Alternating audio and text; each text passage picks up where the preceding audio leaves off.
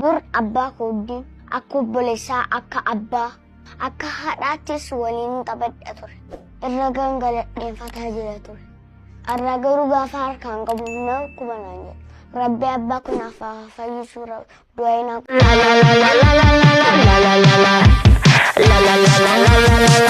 You stare in the mirror longer than I do. Must have been delulu when I fell for you, but I couldn't help. You were such a mood, sucker for an. Namni gargaaruu hin dandeenye sheer gochuudhaan haatumsinum. Ba'aan dabbiroonyaan. Dur abbaa kooddiin akka obboleessaa akka abbaa akka haadhaattis waliin taphadha ture. Irra gangaladheeffataa jira ture.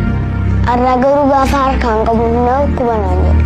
Rabbi abbaa kunaaf fayyisuu du'aa godhaafi. Warra abbaa qabdan Rabbi abbaa keessan fayyaa nu godhi. Abbaa jechuun gaacha waan hundumaati. Ba'aan dabbiroonyaan. Erga suuraan Abdii Raggaasaa haala inni keessa jiru agarsiisu gara fuula feesbuukii Ustaaz Raayyaatiin poosti godhamee boodam namoonni hedduun hidhii xuuxuudhaan poosti godhanii turan. Garuu nam tokkolleen haala inni ittiin gargaaramu mijjeessaa hin jiran. Maaliif laati? Beekamtii warri qabu hundinuu osuma Abdii Raggaasaa biyya alaa deemee yaalamuuf humna dhabuu argitanuu Abdiin gurri isaadhaa ijji isaa mormii isaa miidhamee dhukkubaa jiraachuu osoo argitanuu hidhii xuuxanii callisuu qofa osoo hin taane karaa Abdiin ittiin gargaaramu akka mijjeessitan isin gaafannam.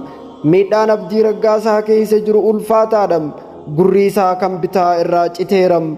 Ijji isaa kan bitaa haalaan miidhamee jiram. Mormii isaa baay'ee waan miidhameef baqaqsanii yaaluu barbaachisam. Abdii Raggaasaa hospitaala Keerlaandii keessatti ji'a 2 guutuu erga yaalamaa turee booda yaaliin baqaqsanii yaaluu gara biyya alaatti barreeffameefii jiram. Garuu qarshiin harka isaa jiru yaalii biyya alaa hin ga'u. Biyya alaatti yaalamuuf birrii guddaa gaafatam.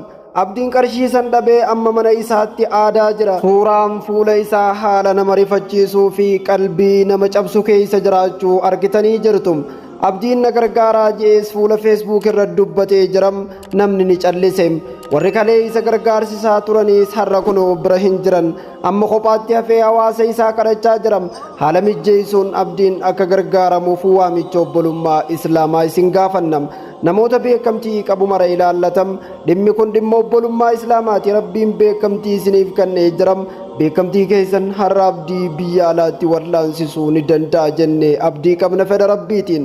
Chaalenjii qarshii 500 Ustaaz Aliin jalqabsiisanittis hirmaacham.